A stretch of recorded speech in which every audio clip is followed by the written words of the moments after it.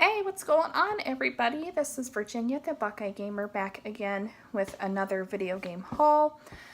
I actually will have a few more hauls. I know I posted in the video description of a recent video. I think about actually my last pickups video. I'll have to go back and look. That I'm not going to be able to do these weekly pickups for much longer. But I did catch a pretty decent break and got a lot of retro games fairly cheap. If you guys saw a bonus video that I have posted a few days ago, then you probably can kind of guess the retro games that I'm referring to. But I'll let you guys figure that out, and if you know the answer, you can comment down below. But in this video, I only have one platform, I guess is the right way to word it, to show you guys today. And the main reason was these games were pretty expensive. Now, I had to work out a payment plan with one of the retro stores where I live in Northern Ohio, but they were willing to work with me. It just took me a while to pay these off. Again, they were pretty expensive. So, you know, I have bills that I have to take care of, and, you know, I want to have a little extra money to pick up other games as well. So I paid them off as the best I could, well, as quickly as I could. It just took me a few months to do that. So I'm going to get right into it. Now, this is not one of them that I had a payment plan on. I just happened to see it and decided to pick it up because it's a fairly cheap game. And it is none other than the first Sonic the Hedgehog game. Now, I don't know why this first Sonic the Hedgehog eluded me so much. I have seen it like at flea markets and stuff, just like a loose cartridge copy, but I wanted it complete in box. And by complete in box, if I can get this open, you have the cartridge as well as the instruction manual, which the instruction manual is not in the best shape. And what I thought was kind of weird is it has this not for resale label on it, as well as on the video game box art. And at first I thought it was something pretty special, but after I did a little research, I found that a lot of Genesis games were like this. So I didn't have anything super spectacular in my hands, but I still wanted a Sonic the Hedgehog game to finish off the original trilogy, because I do have Sonic 2 and 3, and Sonic and Knuckles, but I guess it's a little more than a trilogy. But anyway, moving on from that, the next game that I have is Romance of the Three Kingdoms 3 Dragon of Destiny.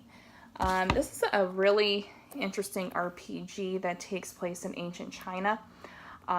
If you guys know about the Three Kingdoms period in Chinese history, then you'll kind of have an idea of what this game's about.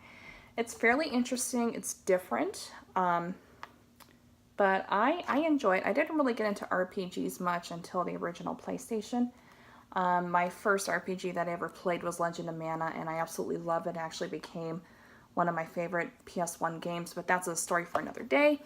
Again, this is a super cool game. Very glad I picked it up. This is one that I had to do a payment plan for. Actually, these the last three games I'm going to show you was involved in the payment plan again because they were so expensive. The next one I have here is Phantasy Star 3 Generation of Doom. Now, I love the Phantasy Star games on the Genesis. I haven't played any other ones before. I never owned these as a kid. Like, I would play them at friends' houses, or I had a cousin who was a Sega fanatic back in the day, and he had all the Phantasy Star games on Genesis. But this was a really cool one. Now, admittedly, I haven't played it in years. I actually haven't really, again, popped it into the Genesis that I have here lately. Just haven't had time to do it, and I'm kind of focused on a couple PS4 games at the moment, but when I get that urge to go retro, I will definitely pop this in, and I know I will enjoy it. And then this is one, the last game I'm going to show you guys today. This is one I have not heard of, and it's called Sword of Vermilion. Again, it looks like your typical RPG from the time, but I never played it, never really looked up any videos about it, so I'm not exactly sure what it's about. But it looked interesting to me, and I definitely cannot wait to play it. And the cartridge I was really impressed. The cartridge actually is in really, really good shape, along with the instruction booklet. I thought that was pretty cool. I'll definitely be taking care of that one. And then I also, the retro store owner actually gave me this Sword of Vermilion hint book. Sword of Vermilion hint book. I would get that right, big tongue twister there. He threw this in for free, and I thought it was pretty cool because it's more like a more in-depth instruction booklet.